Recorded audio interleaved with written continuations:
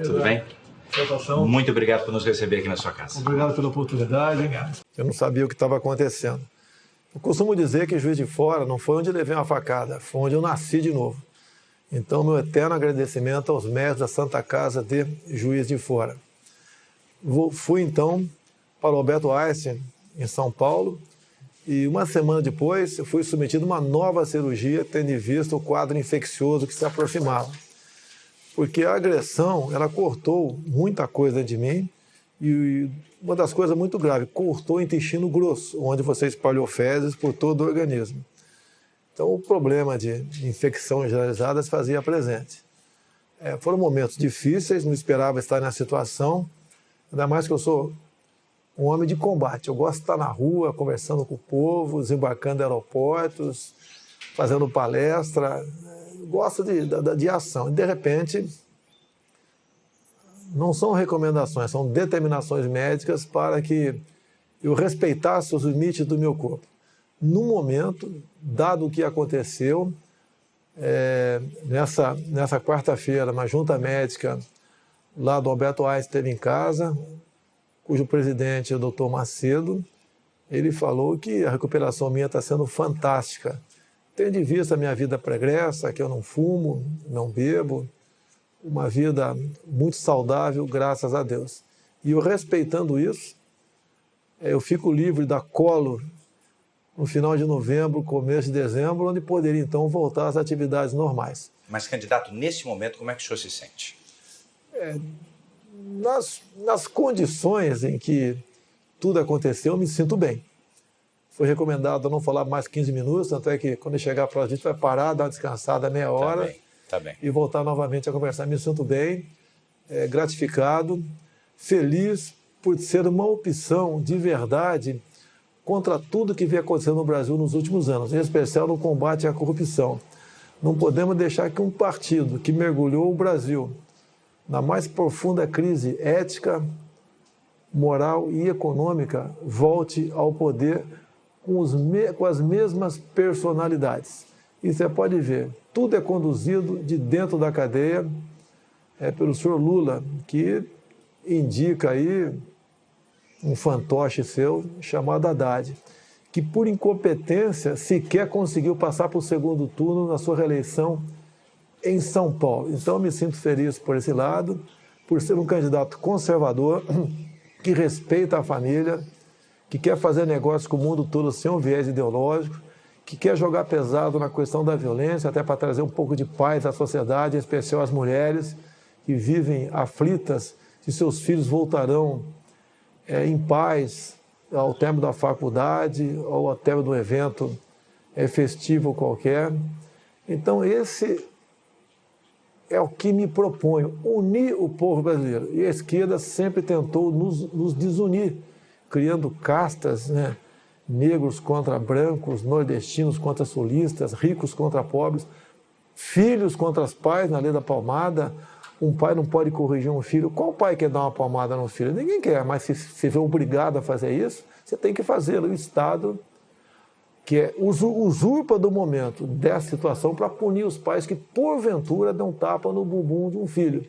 E nós queremos resgatar a credibilidade do Brasil junto ao mundo aí fora. Saí um pouco do Brasil nos últimos meses, estive na Coreia do Sul, Taiwan, Japão, Israel, Estados Unidos, e é difícil, mesmo não sendo empresário, ser recebido com o manto da desconfiança. O Brasil, que sempre teve muita credibilidade aí fora, pela alegria do seu povo, pelos contratos, pela palavra, pelo aquilo que nós possuímos de bom aqui no Brasil, tudo isso, ao longo dos últimos 13 anos, foi jogado na lata do lixo. Vamos, se essa for a vontade de Deus, recuperar o nosso Brasil. Essa entrevista também é a primeira desde a conclusão do inquérito policial sobre o que aconteceu em Juiz de Fora. A Polícia Federal e o Ministério Público concluíram que o senhor foi vítima de um atentado com motivação política e com premeditação. Eu sei, o senhor já disse que não acredita que ele agiu sozinho. Agora, olhando para trás, quase um mês depois, vai fazer um mês agora, que conclusões o senhor tira daquilo tudo? Olha, o processo está sendo conduzido por um delegado que por 2 anos foi o homem de confiança de Fernando Pimentel, governador de Minas Gerais. A Polícia Federal, eu não quero acusá-la, poderia ser outro delegado, até para buscar isenção. Nessa equipe que investiga, temos conhecimento, tem muita gente isenta e outra até simpática à minha causa. Então, eu não quero precipitar uma declaração nesse sentido. A própria tentativa, no dia do evento, 6 de setembro, de alguém tentar entrar na Câmara dos Deputados com o nome do agressor, seria um álibi. Se ele consegue, naquele tumulto, cometer o teu ato e sumir, ele teria um álibi poderosíssimo, dizendo que esteve na Câmara dos Deputados. O senhor descobriu isso ainda no hospital? Isso chegou ao meu conhecimento. Que reação o senhor no teve hospital? quando soube disso? A reação da indignação. E nós não queremos fabricar um responsável, nem culpar esse ou aquele partido ou grupo ideológico. Nós queremos buscar a verdade e sinto que não se tem muita dificuldade de chegar à verdade. Afinal de contas, um ato como esse não pode partir da cabeça de uma pessoa de forma isolada. Até o seu depoimento foi muito contraditório em vários momentos. A Polícia Civil também faz um trabalho paralelo em Juiz de Fora. E acredito ainda que a Polícia Federal poderá dar uma resposta a isso, porque o inquérito, um encerrou e o outro foi instaurado. Então, espero que brevemente temos uma resposta para isso. A política brasileira não pode escambar para esse lado. Eu sou acusado de disseminar o ódio e quem leva a facada sou eu. Justamente nesse aspecto, na denúncia, os procuradores disseram que esse foi um atentado também à democracia. O senhor que sentiu esse ataque na pele é chamado pelos seus adversários de alguém que não respeita a democracia, não respeita a Constituição. Como é que o senhor responde a essa acusação? Olha, não respeito onde? Dizem que eu ataco negros. Onde você tem um vídeo meu, um áudio atacando negros? O meu sogro é o Paulo Negão. A minha filha tem sangue negro em suas veias. Como pode alguém que integrou o Exército Brasileiro por 17 anos ser racista? Assim como diz que eu ataco mulheres. Onde tem um áudio meu atacando mulheres, a não ser um embate entre eu e a deputada Maria do Rosário, onde ela estava defendendo que um estuprador e homicida menor de idade fosse punido à luz do Estatuto da Criança e do Adolescente. Eu sempre lutei pela diminuição da maioridade penal. Naquele momento, ela me chama de estuprador. Espera aí, o que é isso? Se eu perdi a cabeça, me desculpe, mas a resposta que eu poderia dar para ela, não sou estuprador. E eu sou processado exatamente por causa disso. Um tempo atrás, fui acusado de perseguir nordestinos. Como? Se meu sogro é de Crateús, a minha filha tem sangue nordestino em suas veias. O Brasil é um só povo. Não podemos continuar aceitando a divisão de classe no Brasil, como a que mais nos afeta, que eu sou homofóbico. Quando descobriram, entre aspas, que eu sou homofóbico, descobri em 2010 um plano do governo de, ao combater a homofobia, segundo eles, as escolas do ensino fundamental, ou seja, criancinhas a partir de 6 anos de idade, assistiriam filmes de meninos se beijando, de meninas se acariciando. Qual pai? Mesmo tem pai que é gay, quer isso para o seu filho em sala de aula. Cada um vai se descobrir no futuro e vai levar a sua vida e vai ser feliz. Jamais ofendi e agredi um homossexual. Não sou homofóbico. Esses rótulos jogam para cima de mim porque não pode me chamar de corrupto. É o que eles são. Um dos grandes problemas do Brasil é a corrupção. E não tem como me atacar. Até por ocasião da leitura da ação penal 470 mensalão, o senhor ministro Joaquim Barbosa me cita como o único deputado da base aliada que não foi comprado pelo PT. Há 2 anos trabalhamos com isso dentro da Câmara, via o deputado Onyx Lorenzoni. Nós não podemos, e grande parte do parlamento já concorda com isso, ter líderes partidários que, na verdade, funcionem como líderes sindicais. Não é dessa maneira. Essa semana recebi, via a deputada Tereza Cristina do DEM. Candidato. Opa. Vamos dar uma pausa. Vamos. Quem interrompe a entrevista é o enfermeiro da equipe médica que monitora a recuperação do candidato. Segundo ele, Bolsonaro não deve falar por mais de 10 minutos seguidos para não se cansar. O candidato ainda usa uma bolsa de colostomia para armazenar as fezes, enquanto o intestino é poupado para cicatrizar das diferentes lesões.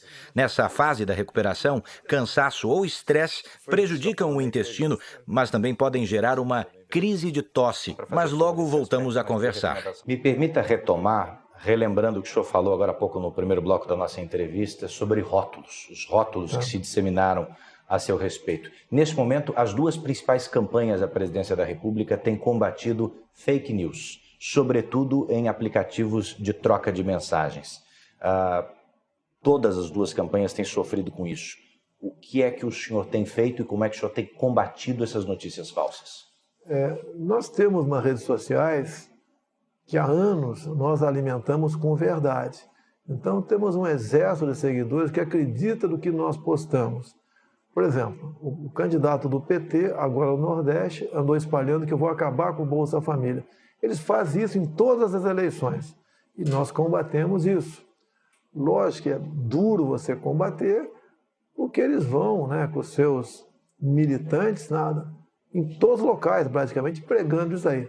Mas, em grande parte, temos sucesso no combate a esse fake news e queremos acabar com o Bolsa Família. Mas o senhor diria que, pelo outro lado, seguidores seus podem também estar disseminando fake news, notícias falsas? Eu não tenho controle sobre milhões de pessoas que me seguem. Um outro acaba extrapolando. Agora, quando um seguidor meu extrapola, a culpa cai em cima de mim, como se eu fosse um capitão e tivesse uma tropa a meu comando para cumprir exatamente aquilo que eu falo. Agora, por lado de lá, nós não pregamos fake news. Você entra nas nossas mídias sociais, não existe mentira, nem atacamos ninguém. Nessas lives que temos feito às 8h30 da noite, eu tenho pego o plano de governo do PT, documento deles, análise da conjuntura, por exemplo, bem como o caderno de tese do PT em 2015, e mostrando por escrito o que está na página deles. Como, por exemplo, enquanto o Paulo Guedes tem um projeto bastante ousado no tocante à economia, e ele foi claro isso em palestras, dizendo que quem ganha até 5 mínimos não vai pagar imposto de renda. Hoje, né, quem ganha 5 mínimos já está na faixa dos 27,5%. E acima disso, uma alíquota única de 20%. O que o fake news faz? Esquecem, entre aspas, que quem ganha até 5 mínimos vai pagar imposto de renda. E começa a falar, você ganha 2 mil por mês. Prepare-se, vai pagar R$400 de imposto de renda. Mentira! A proposta nossa é ousada. E nós queremos realmente recuperar a tabela de imposto de renda e deixar mais dinheiro na mão do cidadão e na mão do empresário. As alíquotas para a classe empresarial também cairão. Queremos seguir o exemplo da Inglaterra de 20 e poucos anos atrás, que está numa situação crítica, bem como o exemplo de Trump nos Estados Unidos, onde ele diminuiu de 30 e pouco para 20 e poucos por cento a carga tributária para empresários. Então, os empresários aqueceu a economia, o mercado de trabalho voltou a funcionar, empresas que tinham saído dos Estados Unidos voltaram para os Estados Unidos e a economia norte-americana está indo muito bem. O senhor deve estar acompanhando um movimento intitulado Ele Não. E a sua assessoria deve ter percebido também que depois do movimento, de certa maneira, o senhor até subiu nas pesquisas de intenção de voto. Que avaliação o senhor faz desse contexto? Olha, você tem que ver quem estava no movimento Ele Não. Artistas que há muito vem mamando na Lei Rouanet. Você não tem quem está no Ele Não que não esteja na Lei Rouanet. A Lei Rouanet é importante, mas para o artista raiz, o artista sertanejo, aquele que realmente traz consigo a cultura brasileira. Ninguém quer abandonar a cultura. Por que o senhor acredita que depois dele, ainda assim, subiu nas pesquisas? É que o outro lado, que a maioria, vê quem é que está me atacando. Tá certo? E ao ver, já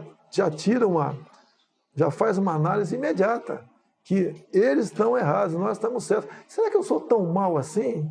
Eu quero o mal de todo mundo, de mulheres, de negros, de nordestinos, de quem recebe Bolsa Família, de pobre? Não é verdade. Eles não podem me chamar de corrupto. Sempre combati a corrupção. Sempre preguei a união de todos nós, uma só bandeira, um só coração verde e amarelo. Não podemos nos dividir. A esquerda nos dividiu e nós ficamos brigando entre nós. Eu quero a união de todos. Um grande exemplo tive em países como Japão, Coreia do Sul, Israel. Olha o que eles têm. Eles não têm nada. E olha o que eles são. São o primeiro mundo. Agora você vem para o Brasil. Olha o que nós temos tudo. E olha o que nós somos, não somos nada. Essa política que existe lá fora, que visitei escolas, que visitei o ministro da Agricultura de Israel, entre tantas outras autoridades nesse país. Esses exemplos nós queremos trazer para cá. Unindo o povo e governando pelo exemplo, você tira o Brasil do buraco. O senhor citou agora há pouco o imposto de renda. O senhor diria também que a sua assessoria econômica foi mal interpretada em relação ao 13º salário? Não, foi o general Mourão que, ao falar sobre a estrutura remuneratória, que tem uma série de coisas ali, ele se referiu àquilo como jabuticaba. Agora, num momento desse, você não pode dar margem para o inimigo de interpretar. Nunca o Mourão falou em acabar com o 13º. Qual é a palavra final sobre isso?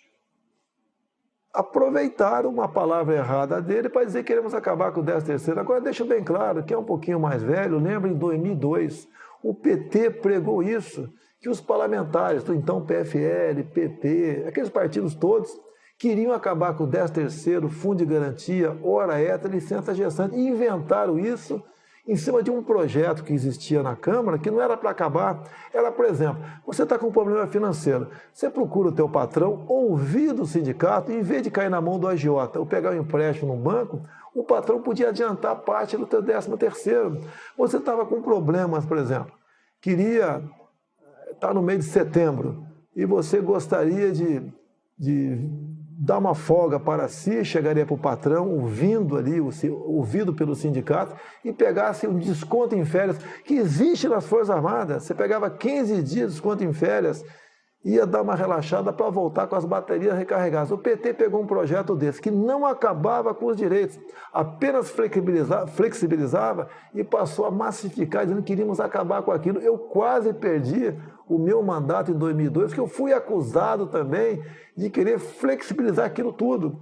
Então o PT usa pequenos detalhes para dizer que eles são realmente o que estão preocupados com os trabalhadores e não os demais. Os seus eleitores depositam no senhor uma confiança e uma garantia no combate à corrupção e também à criminalidade. Não são questões simples de resolver. Muitos antes do senhor fracassaram nesse quesito. Qual é a solução? O combate à corrupção é você escolher o seu time de ministros sem o critério político. Você pode ver qual partido assaltou a Petrobras, qual partido esteve envolvido com empreiteiras. São partidos que tiveram os seus ministérios negociados com o governo. E esses partidos, como regra, botam o seu ministro lá para se locupletar, para arranjar dinheiro para os seus afiliados. Questão da violência. Nós devemos fazer diferente do que foi feito até agora. O Estatuto do Desarmamento só aumentou a violência. Deu a certeza ao bandido que, ao invadir a residência de qualquer um, não vai encontrar resistência. E mais ainda, olha que coisa esdrúxula, mais ou menos o seguinte. Vamos supor que você tem uma arma legal em casa, entra um marginal 2 da manhã. Você dá 15 tiros, pega 5 na canela. Não mata o cara. Você vai ser condenado por tentativa de homicídio. O vagabundo por invasão do domicílio. A pena dele é menor do que a tua. Nós temos que inverter isso. Tem um projeto em Brasília e, como presidente, teríamos menos dificuldade de aprovar. Ou seja, em legítima defesa da vida própria ou de terceiros. Na legítima defesa do patrimônio próprio de terceiro, você responde, mas não tem punição. Isso chama-se retaguarda jurídica, que vale para nós, cidadão de bem, e vale para os agentes de segurança, policiais civis e militares. Não pode um policial militar, após cumprir sua missão, 2, 3 da manhã, trocando tiro com marginal, com um fuzil. Onde tem isso no mundo? Só no Brasil. Ele ser processado que o marginal veio morrer com 4, 5 tiros naquele momento de tensão enorme. Vamos mudar o nosso Código Penal para dar essa retaguarda jurídica para o cidadão de bem e para os policiais. Agindo dessa maneira, tenho certeza que a violência diminuirá. Falando também sobre corrupção, candidato. Mais uma interrupção. Uma nova interrupção na entrevista é feita a pedido da equipe médica. Desta vez, Bolsonaro já demonstra cansaço, porque faz pausas maiores entre as frases. Eu retomo a entrevista falando de corrupção. Candidato, o senhor acabou de falar antes dessa nossa pausa sobre criminalidade, mas também sobre corrupção. A respeito desse segundo assunto, o juiz Sérgio Moro deu publicidade à delação do ex-ministro Antônio Palocci. Que impacto o senhor acredita que essas revelações terão na urna, no voto? Sempre há um impacto. O Palocci, antes mesmo de qualquer delação, ele já vinha colaborando. Ele foi um homem muito próximo do governo, ele conta as entranhas do poder. Não tem como ele não fugir da verdade. E ele quer colaborar e vem colaborando. Então, parabéns ao Palocci, né? Porque quem não erra como ser humano. E ele tenta, logicamente, diminuir o dano ocasionado em todo o Brasil com suas ações. Ele mesmo disse, nas últimas campanhas de Dilma Rousseff, gastou-se em torno de R$1,5 bilhão de reais. E quase R$1 bilhão foi Caixa 2. Fala de contratos de publicidade com a Petrobras, fala um montão de coisa. Agora, a corrupção está colado no PT. Não tem como querer desvincular o que acontece na corrupção do PT. Nós devemos evitar que esse estado de coisa continue no Brasil. O PT não deu certo. É um partido que traiu os trabalhadores, traiu todo mundo. É um partido que tinha um projeto de poder. Como o próprio Zé Dirceu disse há pouco, ele disse. Nós vamos assumir o poder, que é diferente de ganhar uma eleição. Ou seja, ele fala também em tirar poderes do Supremo Tribunal Federal. Né? Ele fala, por exemplo, ali, coisas que, se tivesse na minha boca, seria uma explosão no Brasil. Está na boca dele. Nós pensamos e agimos diferentemente do PT. Se o senhor ganhar as eleições, o senhor não terá um projeto de poder? Não, não pensamos nisso em hipótese nenhuma. Até porque ser presidente do Brasil com tantos problemas, eu sei da responsabilidade, como será a minha vida nesses próximos 4 anos. E o que muitas pessoas dizem, né, que eu posso ser o ponto de inflexão naquilo que acontece aí. Muitos dizem que eu não posso ser um bom presidente, mas é aquele necessário para o momento. Mais grave que a corrupção é a questão ideológica. A gente vê jovens universitários, eu não sei o que tem na cabeça, com ações, com atos que não condiz com aquilo que está se formando. Que, em parte, as nossas universidades não formam alguém para o mercado de trabalho no futuro, está formando militantes. Devemos acabar com isso. Até hoje, o PT defende o regime de Maduro, como defendia o regime de Chávez. Nós devemos nos afastar da Venezuela. Temos que dar um pé no traseiro do socialismo, no comunismo. Não podemos admitir essa ideologia em nosso Brasil. Será o fim da nossa pátria se o PT conseguir chegar ao poder. Lamento, vou respeitar o resultado das eleições, até porque eu me preparei lá atrás para que tivéssemos uma auditoria por ocasião das eleições. Em 2015 aprovei o voto impresso. Lamento o Supremo ter derrubado com o argumento da senhora Raquel Dodge, dizendo que a impressão do voto comprometia a segurança das eleições. É exatamente o contrário. Mesmo com 5% das sessões com o voto impresso, você teria um retrato no Brasil do que foram as eleições. Procurei o ministro Fux há poucos meses e pedi para ele que pulverizasse pelo Brasil, de acordo com a quantidade de eleitores, estas sessões com o voto impresso. Ele me disse que já havia tomado decisão nesse sentido. Tínhamos tudo para ter uma eleição tranquila. Lamentavelmente, essa interrogação aparece. E o apelo que eu faço àqueles que acreditam em mim: vamos votar, não vamos nos omitir, não vamos votar em branco, não vamos anular o voto. Muito pelo contrário, vamos convencer uma pessoa a votar na gente. O PT, todo mundo já conhece o que é e o que nos espera com o Zé Dirceu voltando ao poder. Comigo, a certeza que vocês terão que eu serei realmente não mais um capitão do Exército, mas um soldado do Brasil a serviço desse povo que merece e tem tudo para ser feliz. Uma última pergunta. Estamos a 3 dias das eleições. O senhor, eu sei, acredita que vence no primeiro turno. Mas se isso não acontecer, quem o senhor acredita que enfrenta num provável segundo turno? Olha, as pesquisas, todo mundo desconfia no Brasil. O Brasil é um país onde não se acredita em quase nada, infelizmente. Mas vamos partir do princípio que as pesquisas são essas que estão aí. Não fugiremos do candidato do PT. Não será nós contra ele, será o Brasil que quer mudanças, o Brasil que não quer mais corrupção, o Brasil que quer que criança seja respeitada em sala de aula, o Brasil que acredita na família, é o Brasil que respeita as religiões, um Brasil que quer conversar com o mundo todo sem o viés ideológico, um país que quer jogar pesado na questão da violência, até para dar paz para as mulheres que são preocupadas com a integridade física dos seus filhos. É um Brasil que quer isso, é um Brasil que é menos imposto, é um Brasil cujo presidente vai trabalhar em equipe. Ninguém vai querer decidir nada sozinho.